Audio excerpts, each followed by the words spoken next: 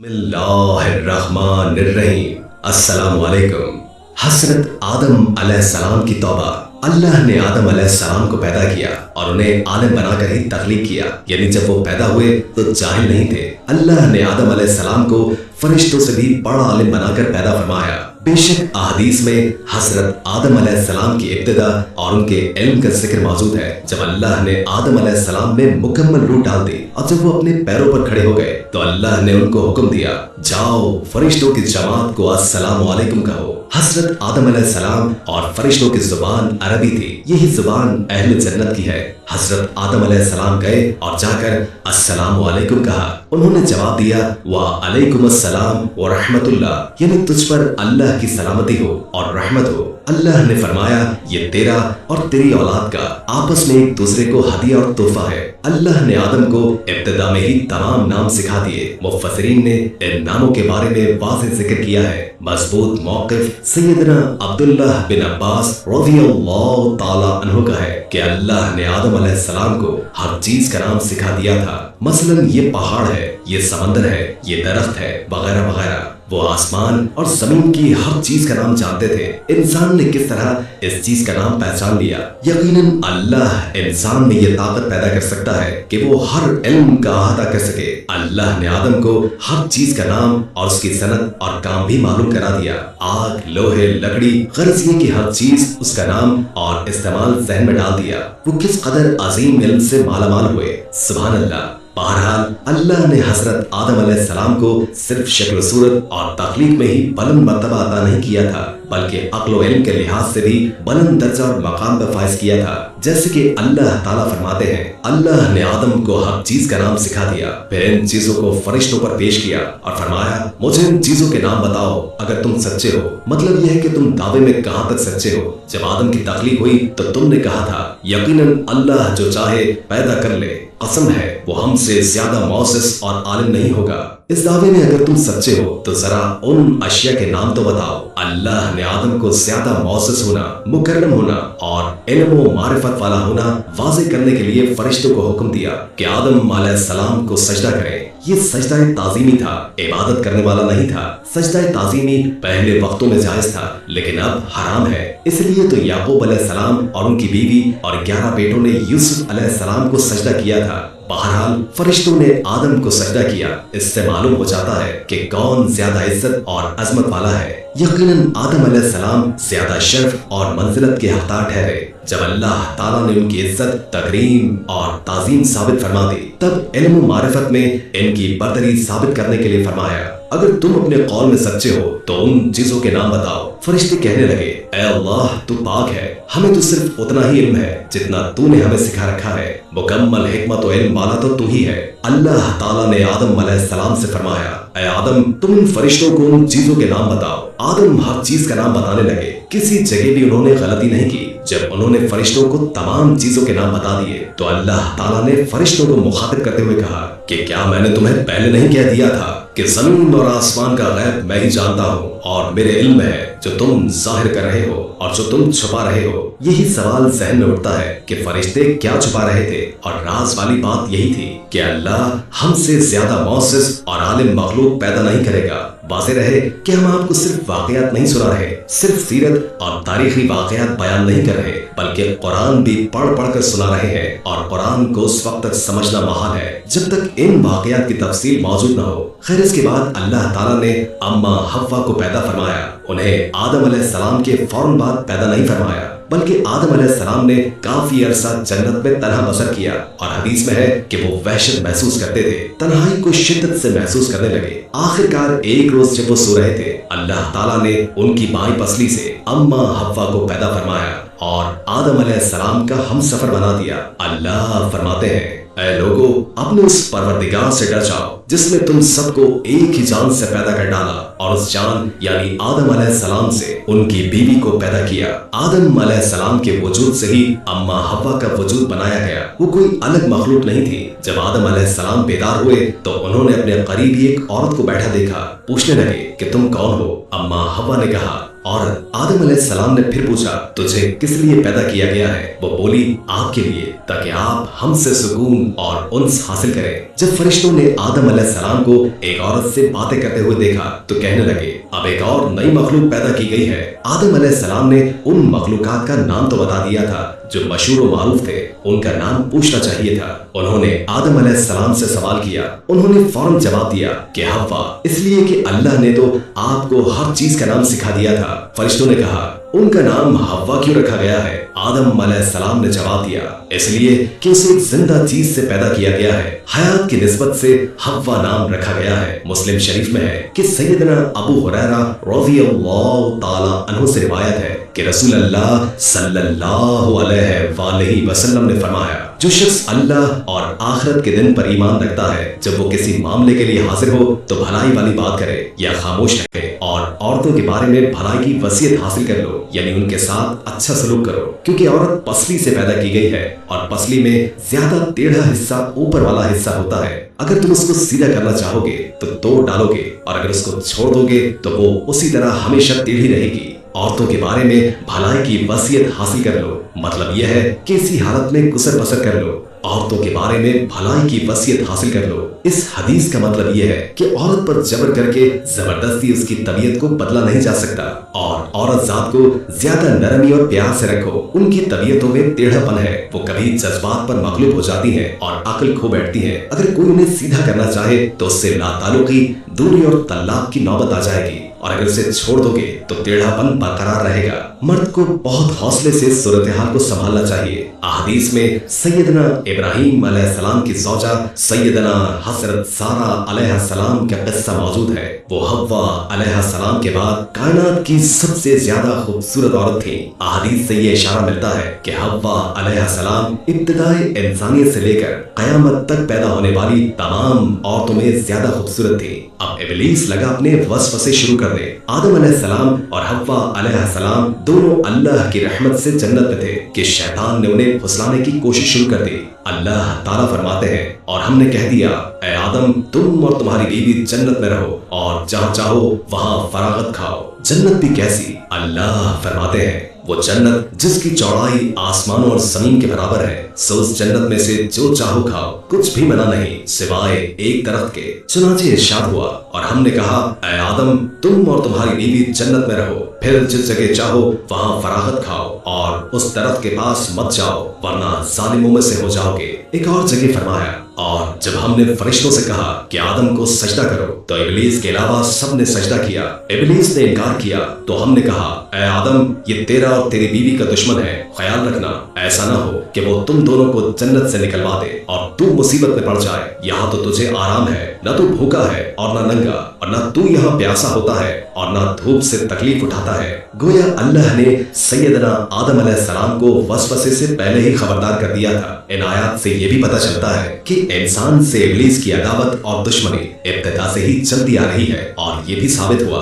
कि जो लोग कहते हैं कि इंसान इब्तिदा में नंगा था, उसका कौल सही नहीं। इसलिए कि अल्लाह ताला ने जन्नत में भी आदम अलैहिस्सलाम पर लिबास रखा और जमीन में भी लिबास नाजिल कर दिया। जैसे कि अल्लाह ताला फरमाते हैं, ऐ आदम की औलाद, हमने तुम पर लिबास नाजिल किया जो तुम्हारी शर्मगाहों को छुपाता है और जीनत का सबब भी है, और तकवा का लिबास इससे भी बेहतर है। लिहाजा आदम अलैहिस्सलाम इब्तिदा में नंगे नहीं थे, उन्हें तो नंगेपन का इल्म ही नहीं था, और न उनकी बीवी को बरहना होने का इल्म था। अल्लाह ने आदम को कामिल नेमतों से नवाजा, भूख न प्यास, यहाँ तक के प्यास के असबाब से भी महफूज, न गर्मी और न धूप, फिर भी इंतहा हुस्न जमाल, मशक्कत न तकलीफ, बदबख्ती न बदकिस्मती। हजरत आदम अलैहिस्सलाम और हव्वा अलैहिस्सलाम के दिलों में वसवसा डालने के बारे में भी कुरान ने रोशनी डाली है। फिर ये हुआ कि शैतान ने उन दोनों के दिलों में वसवसा डाला ताकि उनकी शर्म की जगह जो उनसे छुपाई गई है एक दूसरे के सामने खोल दे। कहने लगे कि तुम्हारे परवरदिगार ने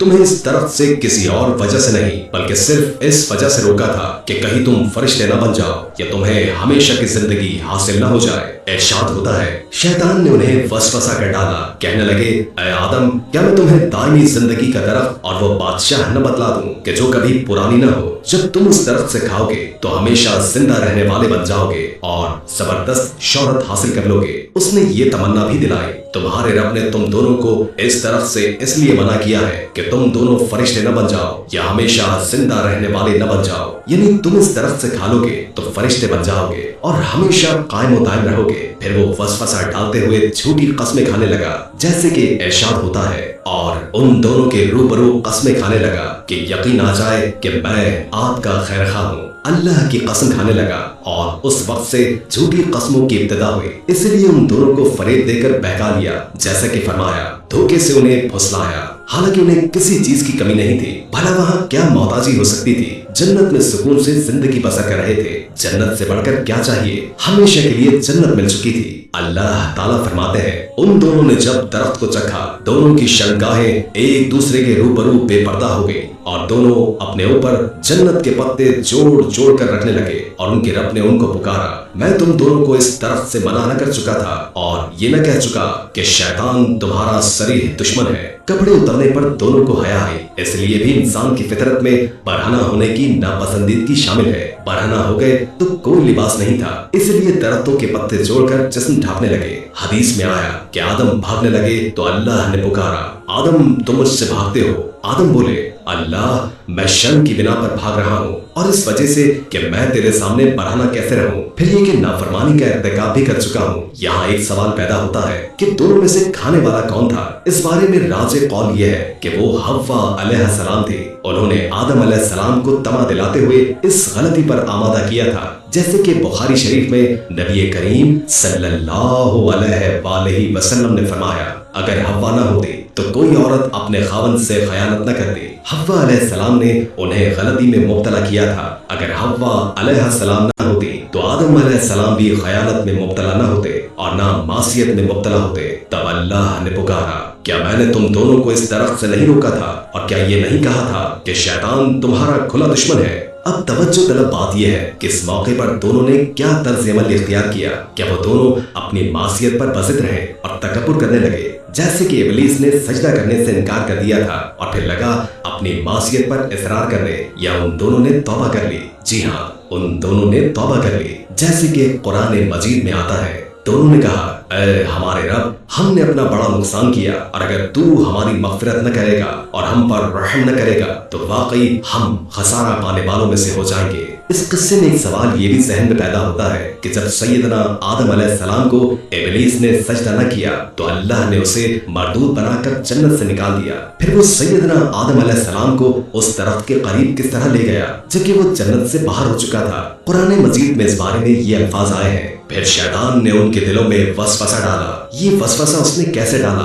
जबकि वो जन्नत से निकाला जा चुका था। मुफस्सिरीन ने इसके जवाब में ये लिखा है कि उसने जन्नत से बाहर रहकर ये वसवसा डाला था, जैसे कि आजकल तार और बगैर तार की आवाज को दूर दराज इलाकों में पहुंचाया जा सकता है। ऐसे ही शैतान ने अपनी ताकत से ये वसवसा उनके दिलों तक पहुंचाया। इब्लीस के मायने यानी इंतहाई मायूस के हैं। ये रांदा दरगाह होने के बाद हमेशा हमेशा के लिए अल्लाह की रहमत से मायूस हो गया था, इसलिए उसे ये लक़ब मिला, वरना रिवायात की रूह से इसका असल नाम अज़ाज़ील था। पहले ये जिन्नात था, अपने रब ताला की इताअत से निकलकर इब्लीस हुआ। इसका इल्म नाक़िस था, मिजाज नापाक था, वो गुरूर और तकब्बुर में मुब्तला हो गया था। यहाँ ये बात भी ज़हन नशीन कर ले कि अंबिया खता और गुनाह से पाक होते हैं, उन पर अल्लाह की मुस्तकिल हिफाजत और निगरानी कायम रहती है। अगरचे अंबिया भी इंसान ही होते हैं और तमाम इंसानी तकाजे उन्हें लाहक होते हैं, लेकिन उनके अमल और इरादे में किसी किस्म की बदी और शर का अमल दखल नहीं होता। उनका हर कौल और अमल बल्कि हर हरकत और सुकून की हालत में भी इंसानियत के लिए बेहतरीन नमूना होते हैं। अलबत्ता बशर होने की वजह से भूल का इम्कान होता है, ताहम भूल जाने की सूरत में उन्हें फौरन ही खबरदार कर दिया जाता है। भूल होना बशरी तबीयत का खासा है। अल्लाह ताला ने हर इंसान की फितरत में ये चीज रखी है। अंबिया से भूल चूक हो जाने में भी अल्लाह ताला की हिकमत पोशीदा है। मसलन बहुत सी कौमें अपने नबियों के मौजज़ात देखकर उनमें रबूबियत की सिफात के कायल हो गए, यहाँ तक कि बास कौमों ने अपने अंबिया को अल्लाह या अल्लाह का बेटा जाना। जब अंबिया से भूल और लफ्ज़िशें हो गई तब गोया लोगों पर यह वाज़ेह किया गया कि ये अल्लाह नहीं, अल्लाह होते तो किस तरह इनसे भूल हो सकती थी। इसलिए ये भी बताना मकसूद था कि अंबिया इंसान ही होते हैं, कोई मावराई मखलूक नहीं होते। सैयदना आदम अलैहिस्सलाम के वाक़ये पर गौर करने से ये हकीकत मजीद वाज़ेह हो जाती है कि सैयदना आदम अलैहिस्सलाम की ये लफ्ज़िश गुनाह नहीं थी।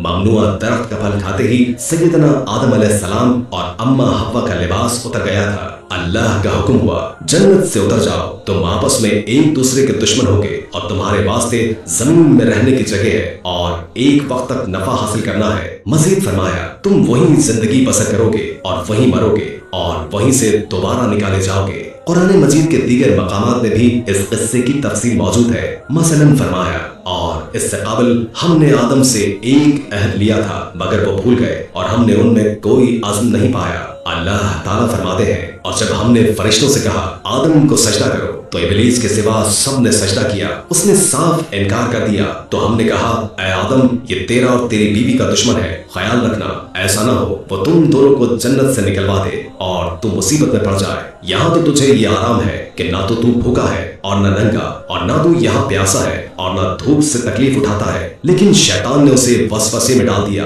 कहने लगा, मैं आपको दायमी जिंदगी के दरख्त और वो बादशाहत बतलाऊं जो कभी पुरानी ना हो। चुनांचे उन दोनों ने उस दरख्त से खाया, बस उनके सतर खुल गए और बहिश्त के पत्ते अपने ऊपर चिपकाने लगे। आदम ने अपने रब की नाफरमानी की, बस बह गया। फिर उसके रब ने नवाजा, उसकी तरफ तवज्जो फरमाई और उसकी रहनुमाई की। हुक्म हुआ, तुम दोनों यहाँ से उतर जाओ, तुम आपस में एक दूसरे के दुश्मन हो। अब तुम्हारे पास जब कभी मेरी तरफ से हिदायत पहुंचे तो जो मेरी हिदायत की पैरवी करे न तो वो बह सकेगा न तकलीफ में पड़ेगा। हाँ, जो मेरी तरफ से उससे रूगर्दानी करेगा उसकी जिंदगी तंगी में रहेगी और बरोज कयामत हम उसे अंधा करके उठाएंगे। आदम अलैहिस्सलाम जमीन पर उतरे और रब से तौबा के कलमात सीख लिए। तर्जुमा, ऐ हमारे रब, हमने नुकसान किया और अगर तूने हम पर मग़फ़िरत और रहमत न फरमाई तो हम खसारा उठाने वालों में से हो जाएंगे। आदम अलैहिस्सलाम जमीन पर उतरे और उनके साथ हव्वा अलैहिस्सलाम भी उतरी और उनके साथ ही इब्लीस को भी उतारा गया। ये किस जगह पर उतरे इस बारे में इख्तिलाफ पाया जाता है, लेकिन इब्ने अब्बास रज़ियल्लाहु ताला अन्हु की बात राजिह महसूस होती है कि आदम अलैहिस्सलाम को हिंद में और हव्वा अलैहिस्सलाम को जद्दा में उतारा गया। जब आदम अलैहिस्सलाम उतर आए तो हव्वा अलैहिस्सलाम की तलाश शुरू कर दी। जमीन में उनकी तलाश में सरगर्दा हुए। आखिरकार मैदान अरफात में दोनों की मुलाकात हो गई। चुनांचे मैदान अरफात में दोनों ने एक दूसरे की मारिफत हासिल की थी और उनका आपस में तारुफ हुआ था। लिहाजा इसी मुनासबत से इस मैदान का नाम अरफात मशहूर हो गया। उम्मीद है कि आज की वीडियो आपको अच्छी लगी होगी। अगर वीडियो अच्छी लगी हो तो लाइक करके हमारे चैनल को सब्सक्राइब कर दें और बेल आइकॉन को क्लिक कर दें ताकि हमारी नई आने वाली वीडियोस का आपको पता चलता रहे। अगर जिंदगी रही तो एक और वीडियो के साथ इंशाअल्लाह हाजिर होंगे। अभी हमें इजाजत दीजिए। अल्लाह हाफिज।